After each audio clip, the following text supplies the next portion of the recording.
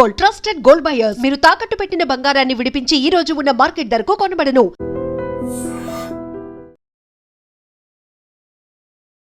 Welcome to 18 news. This is Pavan. So iBomma Ravi విషయంలో మరో సంచలన నిజాలు అయితే బయటికి రావడం జరిగింది.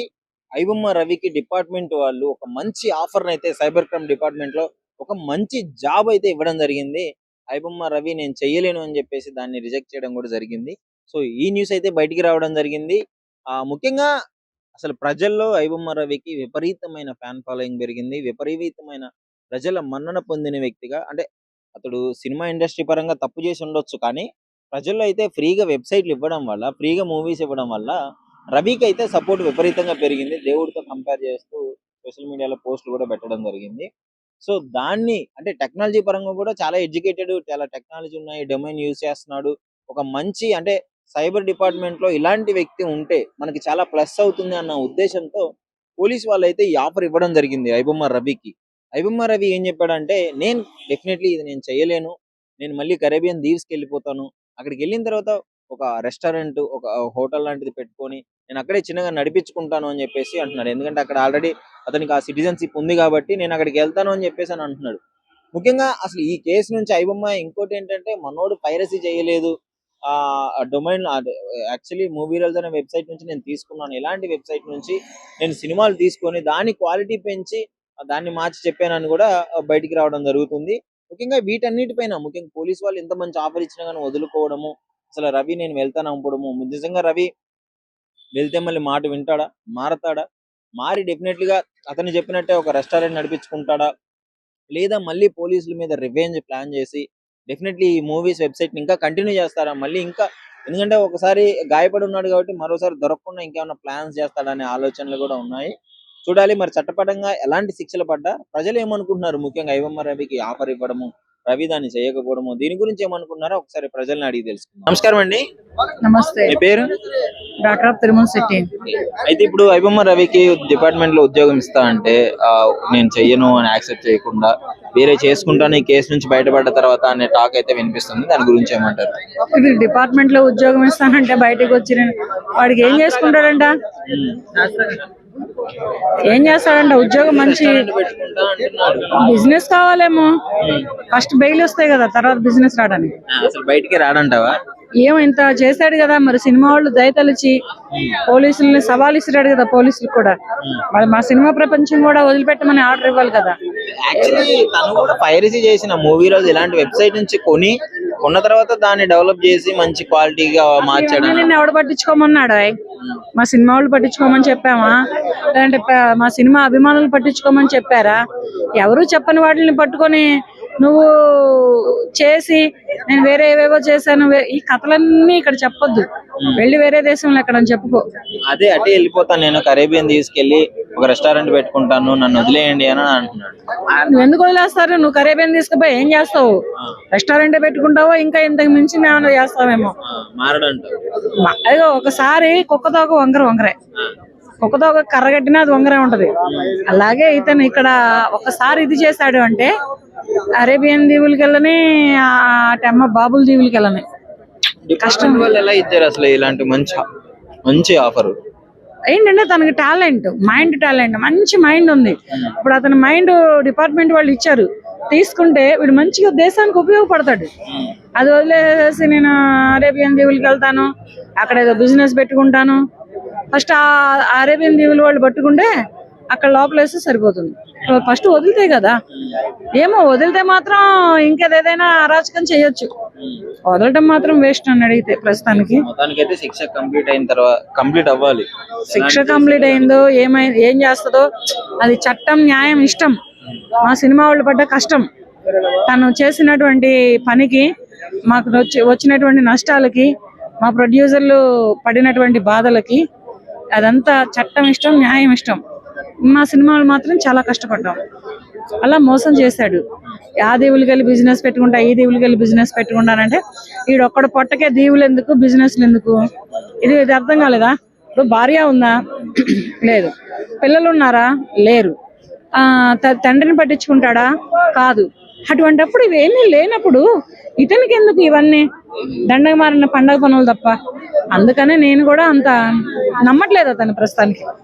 నేనైతే నమ్మను, ఇంకేమైతే తెలియదు కానీ. Hi bro. Hi bro. IBomma రవికి సైబర్ క్రైమ్ డిపార్ట్మెంట్ లో ఉద్యోగం ఇస్తా అన్నా గానీ చెయ్యను, నేను హోటల్ పెట్టుకుంటా అని చెప్పి ఇలా న్యూస్ అయితే వస్తుంది. దాని గురించి ఏమంటాను? సో అతను సైబర్ క్రైమ్ డిపార్ట్మెంట్ లో చేయకపోవడమే బెటర్ బ్రో. ఎందుకంటే అతనికి తెలుసు, అంటే అతనికి తెలిసింది ఏంటంటే నేను చాలా డబ్బులకి కకృతి పడ్డోని, నేను చాలా నేను కొన్ని తప్పులు చేసినోని. సో నేను ఇలా సైబర్ క్రైమ్ లో ఉంటే రేపటి రోజున నాకు ఎవడైనా ఎక్కువ డబ్బులు ఆఫర్ చేసి ఈ దేశానికి మోసం చేయాల్సి వస్తుందేమో అని చెప్పేసి ముందే జరిగిపోతున్నాడేమో అని చెప్పి నా ఉద్దేశం. అయితే ఒకవేళ ఇది రివెంజ్ ప్లానింగ్ ఏమైనా ఉంటుందంట తర్వాత, అంటే బయటికి వెళ్ళిన తర్వాత దొరకకుండా ఇంకేమైనా ప్లాన్ చేసే ఛాన్సెస్ ఉన్నాయంటావా? లేదు, ఇతను దొరకకుండా ఉండాలంటే కొన్ని చర్యలు తీసుకోవాలి. ఫస్ట్ ఆఫ్ ఆల్ ఇతని నెట్ యాక్సెస్ గానీ, ఇతని మొబైల్ యాక్సెస్ గానీ ఖచ్చితంగా పోలీసులు ఎప్పటికీ నిఘా ఉండేలా చూసుకోవాలి. రూల్ ప్రకారం అలా చేయకూడదు కదా. చేయాలి, మరి ఇతను చేసే పనులు అట్లున్నాయి కదా. సో ఇతనికి వేరే కంట్రీస్ కి గానీ వేరే రాష్ట్రాలకు గానీ వెళ్లే సదుపాయం తక్కువ కల్పించాలి. ఎక్కడికి వెళ్ళినా పర్మిషన్ తో వెళ్ళేలా చూసుకోవాలి. ఆయన ఏమన్నాడు, యాక్చువల్లీ సిటిజన్షిప్ ఉందా అయింది కరేబియన్, నేను దీవుల్లోకి వెళ్ళి ఒక రెస్టారెంట్ పెట్టుకుంటే ప్రశాంతంగా బతికేస్తాను అంటున్నాడు అతను.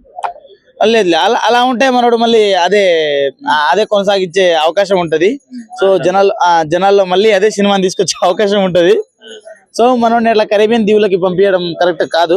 సో అక్కడ సిటిజన్షిప్ ఉండొచ్చు, క్యాన్సిల్ కూడా చెప్పొచ్చు కదా, అది మ్యాటర్. ఎందుకంటే నువ్వు ఇండియన్వే కదా బ్రో, అతను ఇండియన్ కదా. అప్పుడు అట్లాంటప్పుడు రూల్ ప్రకారం ఇక్కడే ఉండాలి, అలా చూసుకోవాలి. అట్లా ఇప్పుడు ఇంకోటి విషయం ఏంటంటే, ఫస్ట్ ఇప్పుడున్న ప్రొడ్యూసర్లు ఈగో దెబ్బతిందా అతని డిపార్ట్మెంట్ లో పెట్టుకుంటే? ఒకవేళ ఓకే అంటే సైబర్ డిపార్ట్మెంట్ లో ఉద్యోగం చేస్తే ఈ ప్రొడ్యూసర్స్ ఈగో దెబ్బతిందా? ఈగోల్ది ఏముంటది బ్రో, నా సారీ చెప్పి కాళ్ళ మీద పడితే ప్రతి ఒక్కరు క్షమాపణ ఇచ్చేస్తాడు. ఈ రోజుల్లో అంత పెద్ద సాడిస్టులు, అంత ఈగోయిస్టులు ఎవరు లేరని చెప్పేసి నా ఉద్దేశం. So iBomma Ravi present reject చేయడమే బెటర్ అంటావు? రిజెక్ట్ చేయడం బెటర్, కానీ మరి ఆ దీవుల్లో వెళ్ళిపోతాను అటు వెళ్ళిపోతానంటే అవదమ్మా, అది అవదమ్మా. అట్లా వెళ్తే కష్టం. మనోడికి నెట్ యాక్సెస్ అట్లాంటిది, ఆ తర్వాత కాలింగ్ యాక్సెస్ ఉంటాయి కదా మొబైల్స్, ఈ స్మార్ట్ ఫోన్ మొబైల్స్ లేకుంటే ల్యాప్టాప్లు ఇవి కొన్ని బ్యాన్ చేసేసి మనోడికి ఇంట్లో ఉండి వేరే జాబ్ ఏదైనా చూసుకుంటే బెటర్. అదే మరి నేను చెప్పేది ఏంటంటే మనోడు ఎప్పటికీ పోలీసుల నిఘాలో ఉండేలా చూసుకోవాలి. రవికి సైబర్ క్రైమ్ డిపార్ట్మెంట్ లో ఉద్యోగం ఇస్తాను ఒక ఆఫర్ ఇస్తే రవి దానికి అంటే యాక్సెప్ట్ చేయలేదు అనే న్యూస్ అయితే వస్తుంది. ఒకవేళ చేస్తే ఎలా ఉంటుంది, చేయకపోతే ఎలా ఉంటుంది? వాస్తవానికి రవి మైండ్ అనేది ఏ విధంగా ఉంటుందంటే, ఆయన ఒక బిజినెస్ మైండ్ సెట్. ఎంతసేపు ఒక బిజినెస్ పరంగా, లేదంటే ప్రజలకు సేవ చేయాలనే ఒక ఉద్దేశంతో ఆయన ఇదంతా కూడా చేశాడు. సో అలాంటి వ్యక్తి ఒకళ్ళ కింద బానిసగా ఉద్యోగం చేయడం ఆయనకి ఇంట్రెస్ట్ లేదు కాబట్టి ఆయన రిజెక్ట్ చేశాడు అనేది అర్థమవుతుంది. సో బానిసగా చేయడం ఇష్టం లేదు కానీ ఇట్లాంటి క్రైమ్ చేయొచ్చు.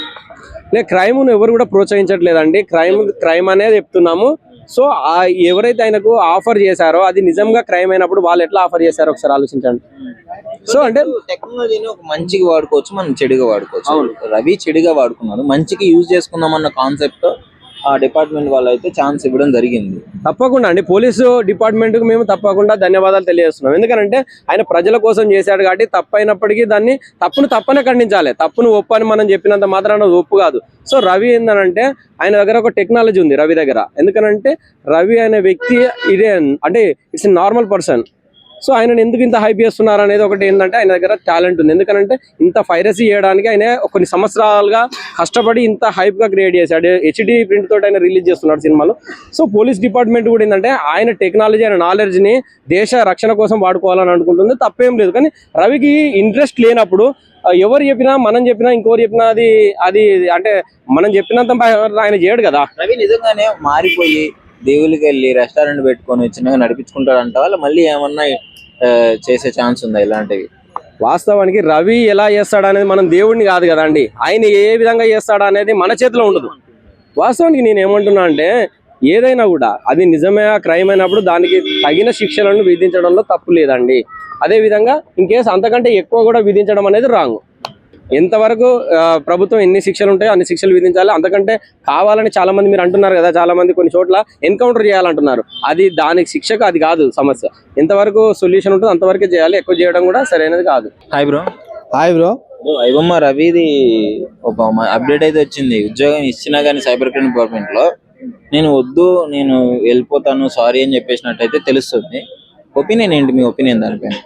ఐబొమ్మ రవి గారికి ఉద్యోగం ఇవ్వడం అంటే చాలా మంచిదే. ఇప్పుడు మన ప్రభుత్వం అతని టాలెంట్ గుర్తించి ఉద్యోగం ఇచ్చిందంటే మాటలు కాదు. మన తెలంగాణ ప్రభుత్వం అతని టాలెంట్ గుర్తించి సైబర్ క్రైమ్ లో జాబ్ ఇవ్వడం అంటే మాటలు కాదు. అతను వినియోగం చేసుకుంటే బాగుంటది. ఇప్పుడు ఐబొమ్మ రావన్న నువ్వు ఇట్లా జాబ్ ఇచ్చింది మంచిదే, దాన్ని వినియోగపరచుకుంటాడని చెప్పేసి నేను అనుకుంటున్నా అన్నను. వద్దు నేను వెళ్ళిపోతాను అని అంటున్నాడు కదా. వద్దు నేను వెళ్ళిపోతా అంటే ఆయన పెంటపాడుకు పంపురి, ఇంకేం చేస్తాడు. ప్రభుత్వానికి నేను చెప్తాను, సరే నువ్వు మారు, నీకు ఒక అవకాశం ఇచ్చిరు, దానికి నువ్వు మారు. నీకు ఉద్యోగం అంటే అది మాటలు కాదు కదా. నిన్ను జైల్లో తీసుకొని ఏ బొక్కలో నీకు కటకటాలు ఎందుకు వేసి నీకైతే ఇవ్వట్లేదు కదా. ఉద్యోగం ఇచ్చినంటే మంచిదే కదా భయ్యా. నేను దానికి ఇట్లా నీ ఒక ఐబొమ్మ రేవని అభిమాని ఇట్లా చెప్తున్నా అన్న, నువ్వు జాబ్ లో జాయిన్ గా మంచిగా జాబ్ చేసుకో. ఇంకా వచ్చిన తర్వాత లీడ్స్ ఇచ్చినట్టే కదా రవికి, పిచ్చోడి చేతికి రాయిచ్చినట్టే. ఇంకా అట్లా వచ్చాక మైండ్ సెట్ మారకుండా ఏమన్నా చేయగలిగితే అలా ఏముండదు భయ్యా. అట్లేముంటది, పిచ్చోని చేతికి రాయించినట్టు నువ్వేలా అంటున్నావు. మన తెలంగాణ ప్రభుత్వం ప్రొడ్యూసర్ కి నష్టం జరిగింది, అన్ని కోట్లు ప్రొడ్యూసర్లు అందరూ నష్టపోయారు. ఒక సపరేట్ ఫ్రీగా మూవీస్ అన్ని ఇచ్చేసాడు, స్టూడియోని హ్యాక్ చేసి అని చెప్పేసి ఫస్ట్ న్యూస్ వచ్చింది. నేనేమంటున్నానంటే మరీ ఇలాంటివి ఇంకా ఎవరు చేయకూడదు అని ప్రభుత్వం భావించి ఇలాంటి వాళ్ళని సపోర్టింగ్ చేసి ప్రభుత్వం కోటల్ని వీళ్ళకి జాబులు ఇస్తున్నారని చెప్పేసి నేను అనుకుంటున్నా. మరో ఐబొమ్మ రవి కాదు, మరో మూవీ రూల్స్ రవి ఇట్లా తయారు కాకుండా ఉండాలంటే ప్రభుత్వం నిర్ణయించింది ఏంటంటే జాబ్ ఇవ్వడమే నాకు తెలిసి బెటర్ అని నేను చెప్పేసి అనుకుంటున్నా. ఒకవేళ ఇప్పుడు ఇట్లా స్కాములు చేసే వాళ్ళందరూ దొరికితే ఉద్యోగాలు ఇచ్చేస్తారా? ఇచ్చేస్తారు, ఎందుకంటే మన ప్రభుత్వం అట్లాంటివి కదా, భయపడిపోతారు. మరి ఇంకా ఇలాంటివి ఎన్నో తీసి ఓన్లీ ఫిల్మ్ ఇండస్ట్రీకి మళ్ళీ నష్టం జరుగుతుంది భయ్య ఖచ్చితంగా. అందుకే వీళ్ళు ఖచ్చితంగా వీళ్ళను ఇలాంటి వాళ్ళు ఎంతమంది ఉన్నా జాబ్ ఇస్తే వాళ్ళు మంచిగా బతారని చెప్పేసి నేను అనుకుంటున్నా. ఐబొమ్మ రవి కానీ మూవీ రూల్స్ కానీ వెబ్సైట్లు 30 ఉన్నాయి. ఆ 30 వెబ్సైట్లను పట్టుకొని మరి జాబ్లు ఇవ్వండి. ఇంకా ఏ పైరసీ ఉండదు. అప్పుడు తెలుగు ఫిలిం ఇండస్ట్రీ 100 ఏళ్ళు హెంచక్క హాయిగా పువ్వులాగా 3 పువ్వులు 6 కాయలాగా జీవిస్తుంది ఫిలిం ఇండస్ట్రీ. నిజంగా ప్రస్తుతం ఉన్నటువంటి సమాజం దేనికి ప్రయారిటీ ఇస్తుంది? ఆర్థిక సంబంధాల చుట్టూ మాత్రమే తిరుగుతుంది. మళ్ళీ ఎన్నికలంగానే చాలా విరక్తి కలుగుతాను. మంచి అనిపిస్తుంది కదా, లేడీస్ కూడా ఛాలెంజింగ్ జాబ్స్ చేసినప్పుడు చాలా బాగుంటది. ట్రాఫిక్ అసిస్టెంట్స్ గా నియమించిన ట్రాన్స్జెండర్స్ అందరితో సాల్యూట్ చేయించుకుంటున్నారు. ఫుడ్ డెలివరీ ఇవ్వటానికి వెళ్ళినటువంటి డెలివరీ బాయ్ అనిల్ పై కళ్ళ ముందు